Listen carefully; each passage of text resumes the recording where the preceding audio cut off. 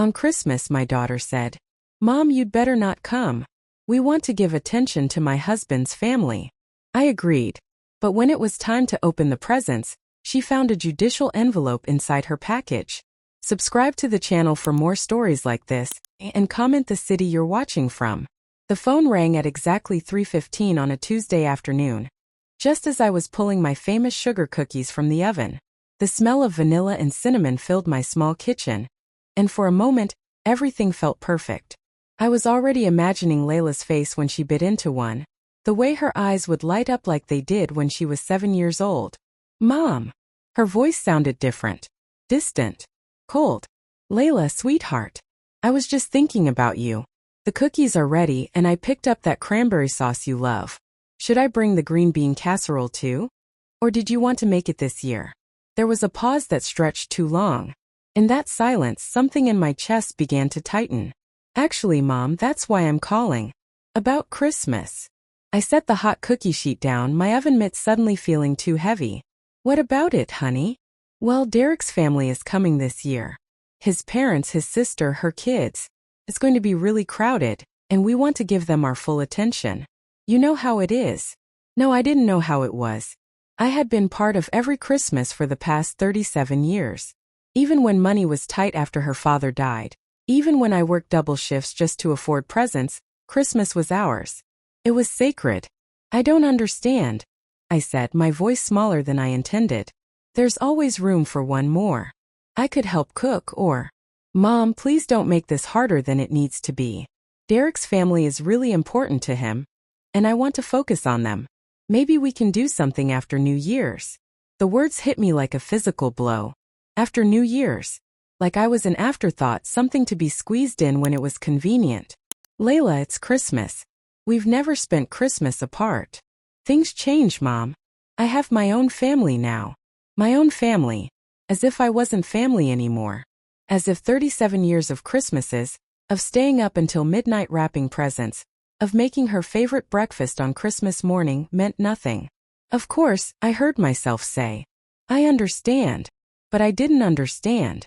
I couldn't understand how the little girl who used to climb into my bed on Christmas Eve, too excited to sleep, had turned into this stranger who could dismiss me so casually. After I hung up, I stood in my kitchen surrounded by the evidence of my misplaced hope. 3 dozen sugar cookies cooling on racks. A turkey thawing in the refrigerator. Wrapping paper spread across the dining room table. Gifts half-wrapped for grandchildren who apparently didn't need their grandmother anymore. I thought about calling my sister Margaret, but what would I say? That my daughter had uninvited me from Christmas? The humiliation burned in my throat like acid. Instead, I walked to my bedroom and opened the closet where I kept the photo albums. Page after page of Christmases passed. Layla at 2, her face covered in frosting from the Christmas cake. Layla at 8, modeling the red velvet dress I'd sewn by hand. Layla at 16, rolling her eyes at my insistence on matching Christmas sweaters, but wearing one anyway. When had it changed? When had I become disposable? I remembered the call I'd gotten 3 months ago. Layla crying, saying Derek had lost his job and they couldn't make the mortgage payment. Without hesitation, I'd written a check for $4,000. Money I'd saved from my Social Security. Money I planned to use for the small repairs my house desperately needed. "You're a lifesaver, Mom," she'd said then. "I don't know what we'd do without you." Apparently they'd figured it out. The next morning, I drove past their house on my way to the grocery store. It wasn't on my way, really, but I found myself turning down their street anyway. The house looked beautiful. Derek's truck in the driveway, Christmas lights already twinkling along the roofline. Through the large front window I could see their Christmas tree, tall and perfectly decorated. Life was going on without me. I sat in my car for a moment, watching a neighbor hang a wreath on their door. Normal people preparing for normal Christmases with their families. I wondered if their children would ever call them and uninvite them from the most important day of the year. That evening I made myself a cup of tea and sat at my kitchen table, staring at the stack of Christmas cards I'd planned to send. Cheerful families smiling from glossy photographs. "Merry Christmas from the Johnsons. Happy holidays from our family to yours." What would my card say? "Merry Christmas from Cindy, population 1? I opened my laptop, something I rarely did since retiring from my job at the county clerk's office. Technology had never been my strong suit, but Layla had insisted I get email so we could stay in touch more easily. Ironic, considering how rarely she used it to actually stay in touch. My inbox had 17 new messages, mostly spam and newsletters I'd forgotten to unsubscribe from. But one caught my eye. It was from Derek's email address, sent 2 weeks ago. The subject line read, "Christmas plans final." I almost deleted it, assuming it was meant for someone else. But something made me click it open. The message wasn't to me. It was a forwarded email, part of a longer conversation between Derek and someone named Brad, who I assumed was his brother. Honestly, it's going to be such a relief not having Cindy there this year. Layla's finally seeing how clingy her mom is. The woman shows up to everything uninvited and just hovers. Last Easter, she reorganized my mother-in-law's kitchen without asking. It's embarrassing. My hands started shaking as I read on. Layla's been wanting to cut back on the visits for months, but she felt guilty. The Christmas thing was the perfect excuse. We can finally have a normal holiday without having to manage her feelings all day. The words blurred as tears filled my eyes. Clingy. Embarrassing. Manage her feelings. Is that really how they saw me? The woman who had raised Layla alone after her father died when she was 12? The woman who had worked 2 jobs to pay for her college, who had taken out a second mortgage to help with her wedding, who had babysat their children countless nights so they could have date nights. I was the problem that needed to be managed. I closed the laptop and sat in the growing darkness of my kitchen. The cookies were still sitting on the counter, now stale and forgotten. Tomorrow I would throw them away and begin the process of learning how to spend Christmas alone. But first, I would do something I'd never done before. I would start paying attention to what my daughter and her husband really thought of me. Because if this email had been forwarded to me by mistake, what other conversations were they having behind my back? The next few days passed in a blur of forced normalcy. I went through the motions of my daily routine, but everything felt different now. The Christmas decorations in store windows seemed to mock me. The holiday music playing in the grocery store felt like salt in an open wound. I couldn't stop thinking about that email. The casual cruelty of Derek's words. The revelation that Layla had been wanting to cut back on visits for months. Had I really been that oblivious to their feelings? Had I misread every smile, every thanks, Mom? Every "we're so grateful for your help"? On Friday morning, I received a text from Layla. "Can you watch Emma and Jake Saturday afternoon? Derek and I have a last-minute holiday party to attend." I stared at the message for a long time. The audacity of it was breathtaking. I wasn't good enough to share their Christmas table, but I was good enough to be their free babysitter. Just like always. I typed back, "Sorry, I have plans." It was a lie, but it was a lie I needed to tell. For once in my life, I was going to say no to my daughter. Her response came immediately. "Really? What plans?" "Personal plans." She called within minutes, her voice sharp with irritation. "Mom, what's going on? You never say no to watching the kids." "Maybe that's the problem," I said, surprised by the steadiness of my own voice. "What's that supposed to mean?" "Nothing, Layla. I just can't babysit tomorrow." There was a pause, then her voice softened into the manipulative tone I was beginning to recognize. "Look, I know you're disappointed about Christmas, but this is important for Derek's career. His boss will be there, and I'm sure you'll manage just fine without me," I said and hung up. My hands were shaking, but for the first time in weeks, I felt something other than hurt. I felt a tiny spark of anger, and anger was better than despair. That evening, I did something I'd never done before. I created a fake email account and sent myself that forwarded message from Derek. Then I started digging deeper into my laptop's email history. I wasn't proud of what I was doing, but I needed to know the truth. What I found was worse than I could have imagined. Hidden in my sent folder were dozens of emails I didn't remember sending. Messages forwarded automatically from my account to addresses I didn't recognize. First, I thought I'd been hacked. But then I noticed the pattern. They were all emails related to my finances, my doctor's appointments, my insurance policies. Someone had been monitoring my email account. Someone who had access to my laptop. My stomach dropped as I remembered all the times Layla had borrowed my computer when hers was acting up. All the time she'd offered to help me pay bills online.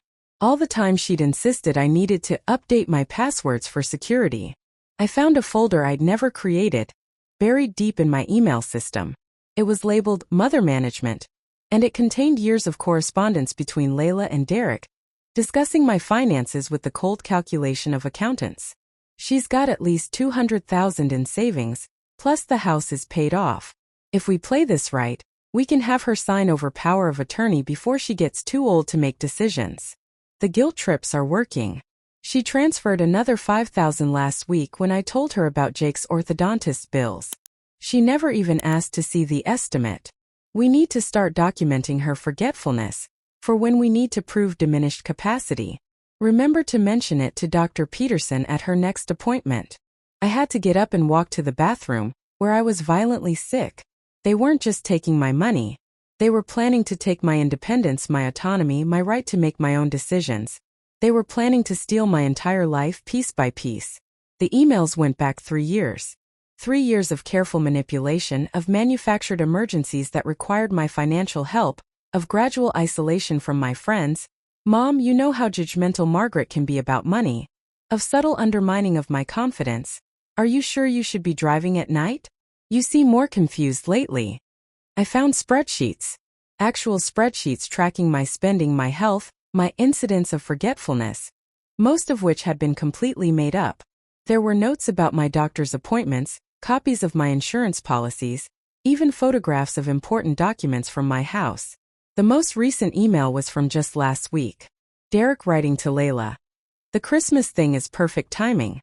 We can use her emotional instability over the holidays as evidence that she's becoming too dependent and erratic. Dr. Peterson said he'd be willing to write a letter about her mental state if we provide enough documentation. They were using my own heartbreak over Christmas as ammunition against me. I sat in my dark kitchen until dawn, reading email after email, piece by piece assembling the full picture of their betrayal.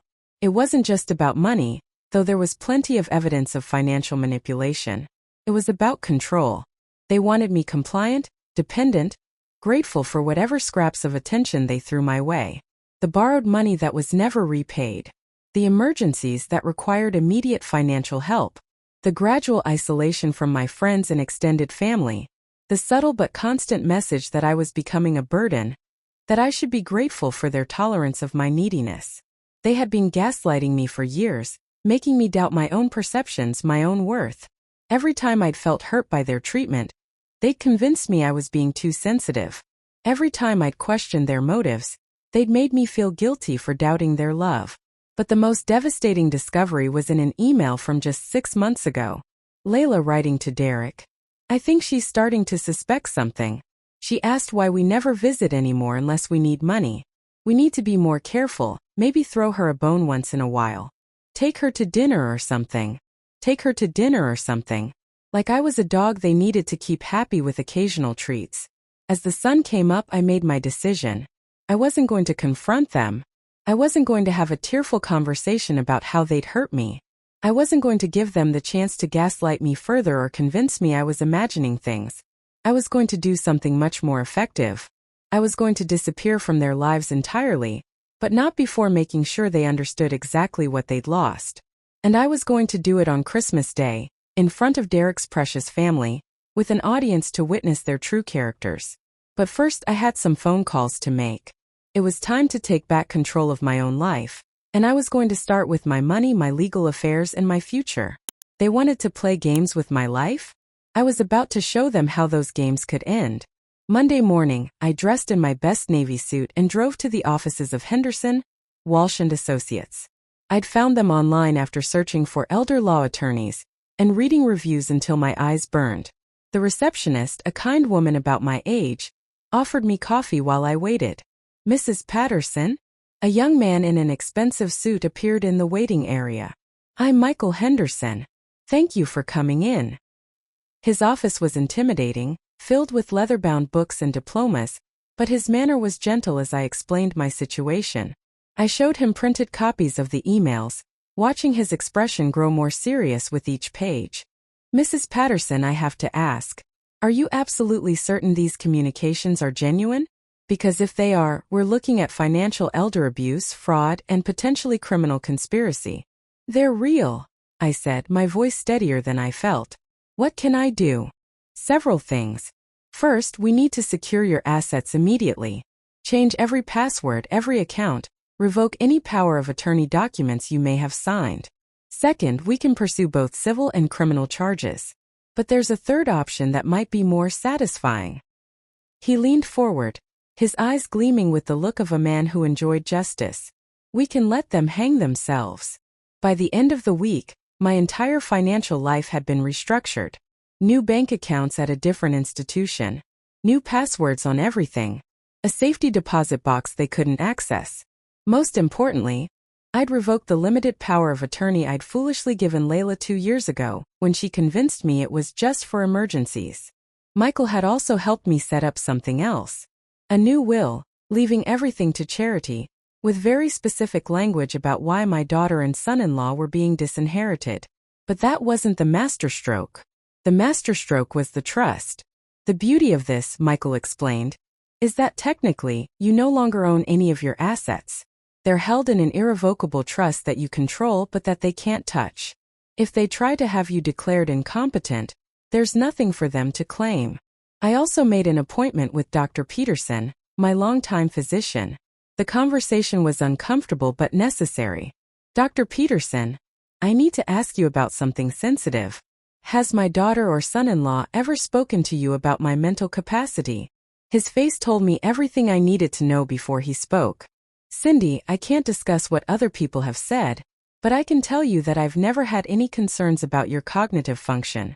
Your recent physical and mental health assessments have been excellent for a woman your age. If someone were to ask you to write a letter questioning my mental competency, what would you say? I would refuse because there's no medical basis for such a letter. You're sharp as a tack, and I'd testify to that in court if necessary. That evening I did something I hadn't done in months. I called my sister Margaret in Phoenix. Cindy, what a wonderful surprise. How are you, honey? For the first time in weeks, I told someone the complete truth. Margaret listened in stunned silence as I described the emails, the financial manipulation, the Christmas exclusion. That ungrateful little witch, Margaret said when I finished. After everything you did for her. Cindy, you need to cut them off completely. I'm going to, I said. But not the way you think. I told her about my plan, and Margaret's laughter was music to my ears. Oh, this is perfect. They think they're so smart but they have no idea who they're dealing with. You always were the clever one, Cindy. The hardest part was acting normal when Layla called. She'd been trying to reach me since our argument about babysitting, leaving increasingly frustrated voicemails. When I finally answered, her voice was sickeningly sweet. Mom, I'm so sorry we argued. I know you're hurt about Christmas and I feel terrible. Maybe we can work something out. What kind of something? I asked, genuinely curious about what manipulation tactic she'd try next. Well, maybe you could come by Christmas morning just for a little while. Before Derek's family arrives. We could do presents with the kids. Before Derek's family arrives. So I could be shuffled out before the real celebration began. The scraps from their table, just like Michael had predicted. That's very thoughtful of you, sweetheart, I said, injecting warmth into my voice. Let me think about it. Really? Oh, Mom, that would be wonderful. I'll make your favorite coffee cake. The easiness of her lie was breathtaking. She thought a coffee cake would make up for planning to steal my life. Actually, I said, as if the idea had just occurred to me, why don't I bring something too? I could bring presents for everyone. You don't have to do that, Mom. I insist. I've been working on something special. A surprise for the whole family. That night I went shopping. Not for traditional Christmas gifts but for supplies. High-quality wrapping paper, expensive ribbon, elegant gift boxes. If I was going to give them a surprise they'd never forget, presentation mattered. I also visited Kinko's, where a helpful young man helped me print and bind several documents. Legal documents. Financial documents. Email printouts. Everything organized in neat, professional folders. This is quite a project, he said admiringly as we worked. Family history? Something like that, I said. A family revelation. The final step was the most satisfying. I went to Hallmark and spent an hour choosing the perfect Christmas cards. Beautiful, expensive cards with heartfelt messages about love and family. I bought enough for Derek's entire family. At home, I wrote personal notes in each card. Messages about what Christmas really meant. About family loyalty. About the importance of honesty and integrity. About how some gifts are more valuable than money. Then I slipped other documents into each card. Bank statements showing how much money I'd given Layla and Derek over the years. Copies of their emails discussing my management. Evidence of their planning to have me declared incompetent. I sealed each card carefully, writing names on elegant envelopes. Derek's parents. His sister. His brother-in-law. Even his boss, who would apparently be joining them for dinner. Christmas morning couldn't come soon enough. On Christmas Eve, I had one final conversation with Michael Henderson. "Are you sure you want to do this?" he asked. "Once you hand over those documents, there's no going back. Your relationship with your daughter will be over." I thought about the little girl who used to crawl into my bed on Christmas morning, but then I remembered the emails, the spreadsheets, the cold calculation with which they planned to destroy my independence. My relationship with my daughter ended the day she decided I was a problem to be managed instead of a person to be loved, I said. "Tomorrow, I'm just making it official." Christmas morning dawned clear and cold. I dressed carefully in my best red dress, the one Layla had always said made me look elegant. I did my hair and makeup with extra care. If this was going to be my final performance as the dutiful mother, I was going to look the part. I loaded my car with beautifully wrapped packages and drove to their house one last time. In my purse, I carried the most important gift of all. A thick manila envelope containing copies of every document Michael and I had prepared. Legal papers that would destroy their plans and their reputation simultaneously. As I pulled into their driveway, I saw Derek's family cars already there. Perfect. I wanted an audience for this revelation. I wanted witnesses to see exactly who my daughter really was. I took a deep breath, checked my lipstick in the rearview mirror, and prepared to give my daughter the Christmas gift she truly deserved. Layla opened the door with her practiced smile, the one she used when she needed something from me. She was wearing the emerald green dress I'd bought her last Christmas, and for a moment my heart clenched with the familiar ache of maternal love. Then I remembered the emails, and the feeling hardened into resolve. "Mom, you look beautiful. Come in, come in. Everyone's so excited to meet you." Everyone. As if this was some grand honor instead of the pity invitation it really was. The house was exactly as I glimpsed through the window weeks ago.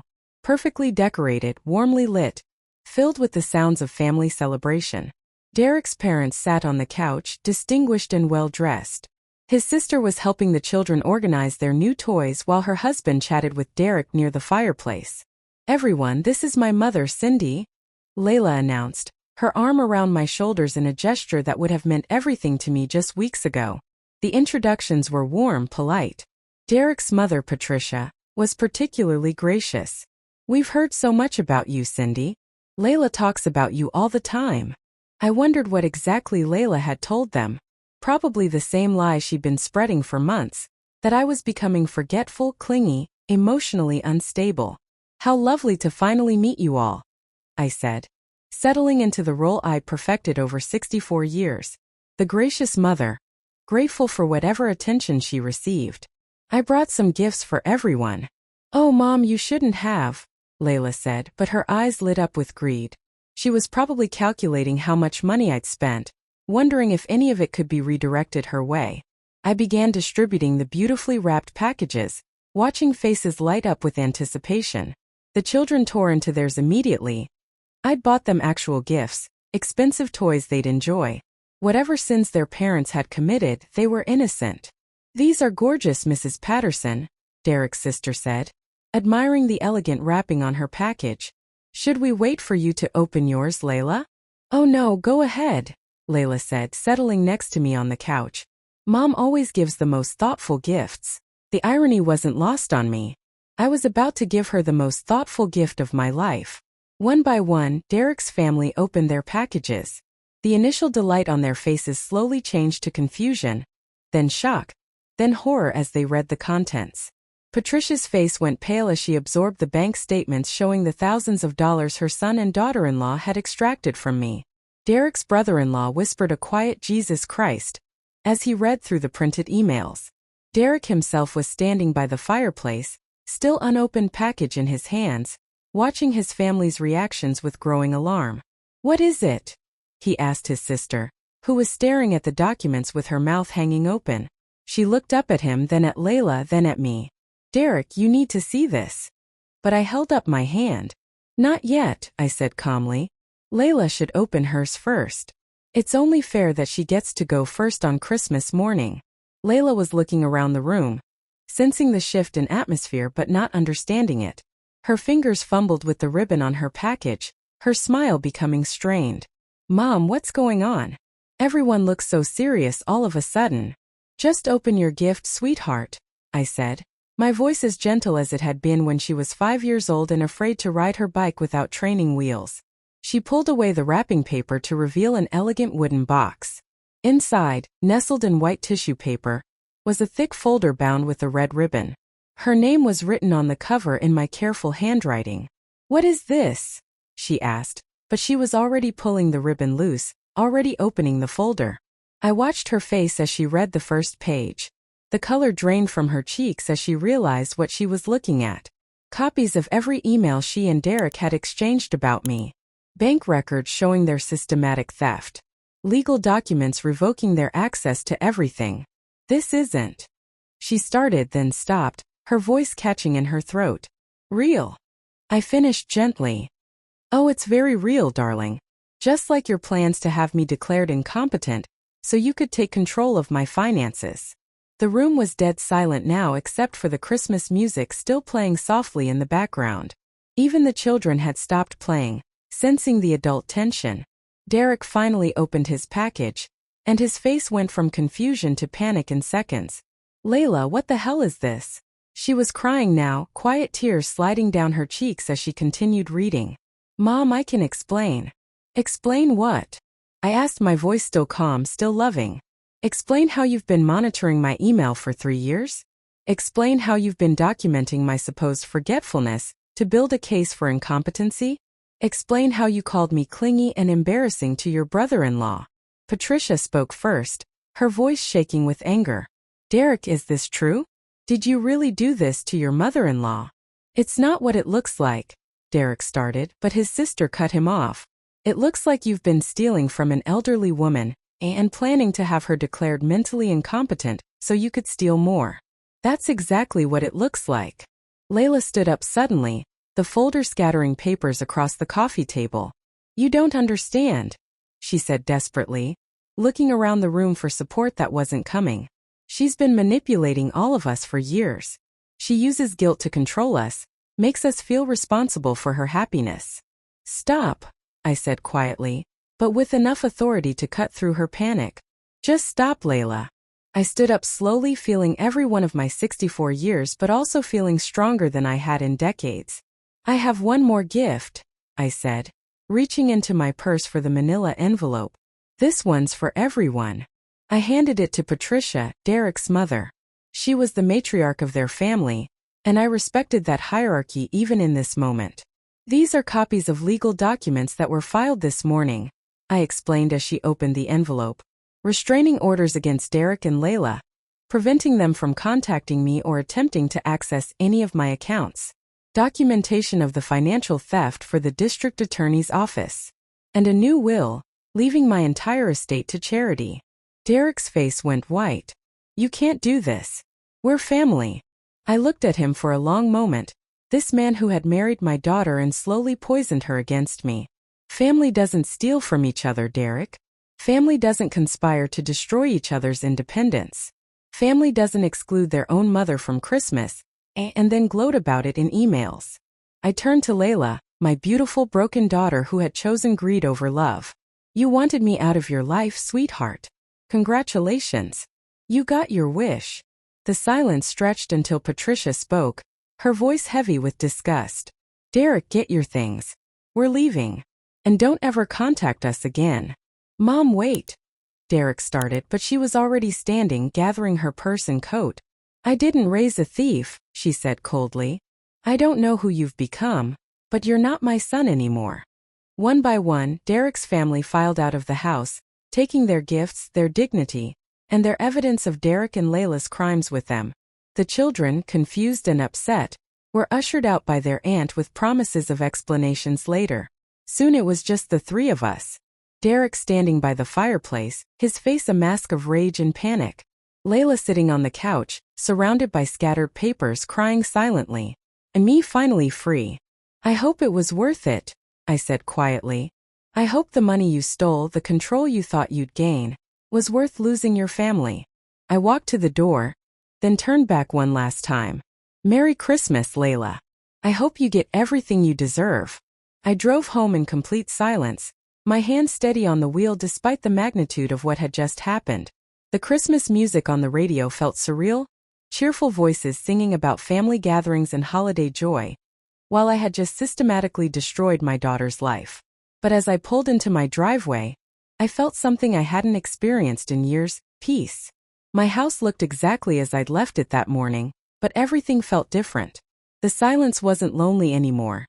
It was liberating. I made myself a cup of tea and sat in my living room, looking at the Christmas tree I'd decorated for no one but myself. It was beautiful, and for the first time that was enough. The phone started ringing within an hour. I let it go to voicemail, then listened to Layla's voice, high and desperate. Mom, please pick up. We need to talk. This is insane. You can't just destroy our lives over a misunderstanding. Please, I'm begging you, call me back. A misunderstanding. Even now, caught red-handed with evidence of their systematic theft and manipulation, she was trying to minimize what they'd done. The second call came 20 minutes later. Derek this time, his voice cold and threatening. Cindy, you've made a huge mistake. We have lawyers too, and when we're done with you, you'll wish you'd minded your own business. You're going to regret this. I almost laughed. They still didn't understand. I wasn't some helpless old woman they could intimidate anymore. I had Michael Henderson, I had evidence, and most importantly, I had nothing left to lose. The third call was Layla again, sobbing. Mom, Derek's family won't speak to us. His mother called Derek's boss and told him everything. He might lose his job. The kids are asking why everyone's upset. Please just talk to me. We can fix this. Fix this. As if 3 years of systematic abuse could be fixed with a conversation. I deleted all the voicemails without finishing them and turned off my phone. The next morning brought a knock at my door. Through the peephole, I saw Layla standing on my porch, looking haggard and desperate. Her hair was unwashed, her clothes wrinkled, her eyes red from crying. Part of me, the part that had raised her and loved her unconditionally for 37 years, wanted to open the door and comfort her. But I remembered the emails, the spreadsheets, the cold calculation with which she'd planned to steal my independence. I walked away from the door without opening it. She knocked for 10 minutes, then started calling through the door. Mom, I know you're in there. Please just let me explain. You don't understand what Derek was going through. The pressure he was under. We never meant to hurt you. We never meant to hurt you. But they had meant to steal from me. They had meant to have me declared incompetent. They had meant to control every aspect of my life. They just hadn't meant for me to find out. When she finally left, I called Michael Henderson. How are you holding up, Cindy? He asked, his voice warm with concern.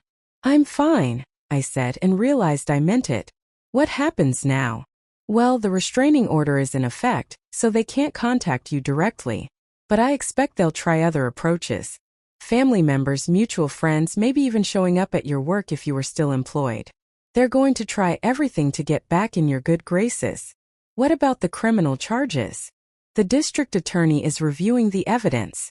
Financial elder abuse is a felony in this state, and the documentation you provided is quite compelling. But I have to warn you, prosecuting family members is always complicated. Juries sometimes sympathize with the defendants, especially when children are involved. I understand, I said, but I want them to face consequences for what they did. Good. Because there's something else you should know. Derek's employer called me this morning. Apparently, his mother provided them with copies of the documents from yesterday. They're conducting an internal investigation into whether Derek used company resources to monitor your email accounts. If they find evidence of that, He could face federal charges for computer fraud. I felt a grim satisfaction at that news. Derek's arrogance and his assumption that he could use me without consequences was finally catching up with him. That afternoon, Margaret called from Phoenix. "Cindy, honey. How are you doing? I've been worried sick since we talked yesterday." "I'm better than I've been in years," I said, and it was true. "It's over, Margaret. I'm finally free." "I'm so proud of you," she said, her voice thick with emotion. "I know it couldn't have been easy, but you did the right thing. You always were the strong one in our family." We talked for an hour, making plans for me to visit her in Phoenix after the holidays. For the first time in years, I had something to look forward to that didn't involve managing other people's needs or emotions. The next few days passed quietly. I ignored the dozens of calls and texts from Layla and Derek. I ignored the messages from people I barely knew, distant relatives who had heard Layla's side of the story and wanted to lecture me about family forgiveness. But on Thursday, I received a call that surprised me. It was Patricia, Derek's mother. "Mrs. Patterson? This is Patricia Williams. I hope you don't mind me calling." "Not at all," I said, genuinely curious about what she had to say. "I wanted to apologize," she said, her voice heavy with shame, "for my son's behavior, and for my own blindness to what was happening. I should have seen the signs. I should have questioned why they never wanted you around, why they always had excuses for keeping you at arm's length." "You couldn't have known," I said. "They were very good at hiding their true nature." "No, I could have known. I chose not to look too closely because it was easier. Derek was my son, and I wanted to believe the best of him. But what he did to you, there's no excuse for that." We talked for 20 minutes, two mothers trying to make sense of how their children had become people they didn't recognize. Before hanging up, Patricia said something that stayed with me. "I want you to know that I've told everyone in our family what really happened. Derek and Layla won't be able to spin this as the story of a confused old woman who misunderstood their good intentions. Everyone knows the truth now." That evening, I did something I hadn't done in months. I cooked myself a proper dinner, set the table with my good china, and ate by candlelight.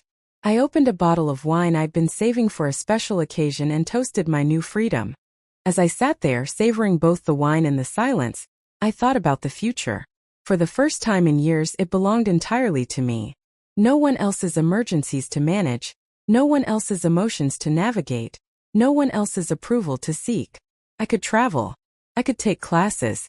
I could volunteer for causes I cared about. I could make friends who valued me for who I was, not what I could provide. The phone rang again, but I didn't even look at the caller ID.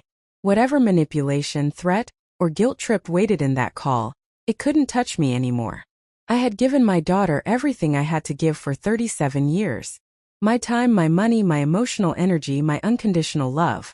And in return, she had plotted to steal my independence and my dignity. But she had failed because she had underestimated me. She had seen an aging woman who could be manipulated and controlled, but she had forgotten that same woman had raised her alone, worked 2 jobs to put her through college, and survived every challenge life had thrown at her. I wasn't a victim anymore. I was a woman who had taken back her power, and tomorrow, I would begin the rest of my life on my own terms. 6 months later, I was sitting on Margaret's patio in Phoenix, watching the sunset paint the desert mountains in shades of pink and gold. The dry heat felt good on my skin, and for the first time in years, I wasn't worried about anything or anyone but myself. "You look 10 years younger," Margaret said, settling into the chair beside me with 2 glasses of iced tea. "I barely recognize you." She was right. I'd lost 15 pounds, not from stress but from taking daily walks and actually enjoying my meals instead of eating mechanically while worrying about Layla's latest crisis.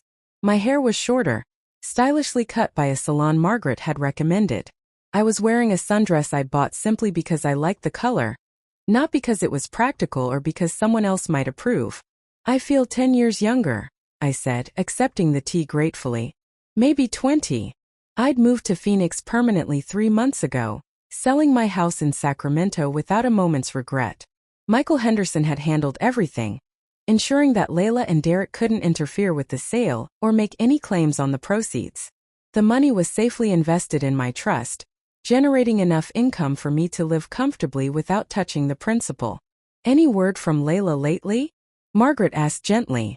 We'd established early in my visit that she wouldn't lecture me about family forgiveness, but she also wouldn't pretend my daughter didn't exist. The restraining order expired last month, I said. She sent a letter through Michael's office. Very dramatic, full of apologies and promises to do better. She said Derek was getting therapy and they'd learned their lesson. What did you do with it? Threw it away without reading past the first paragraph. I took a sip of tea, surprised by how little emotion the memory stirred. I've heard enough of Layla's apologies over the years. They don't mean anything. What I didn't tell Margaret was that I'd also heard through mutual acquaintances about the consequences Layla and Derek were still facing. Derek had indeed lost his job when his company discovered he'd used their computer systems to access my accounts. The federal investigation was ongoing. They'd had to sell their house and move into a small apartment. Layla had taken a job at a call center, her first real employment in years. I felt no satisfaction in their struggles, but I felt no guilt either. They had made their choices, and now they were living with the consequences. I joined a book club, I told Margaret, changing the subject to something more pleasant, and a hiking group for seniors. Did you know there are dozens of women my age who moved to Arizona specifically to start over? Really? Like you. Exactly like me. Women whose children took them for granted, women who spent decades putting everyone else first, women who finally decided they deserved better. I smiled, thinking of my new friends. We call ourselves the Phoenix Rising Society. Very dramatic, but it fits. The hiking group had been a revelation. Every Tuesday and Thursday, 8 to 12 women between the ages of 55 and 75 met at different trailheads around the valley.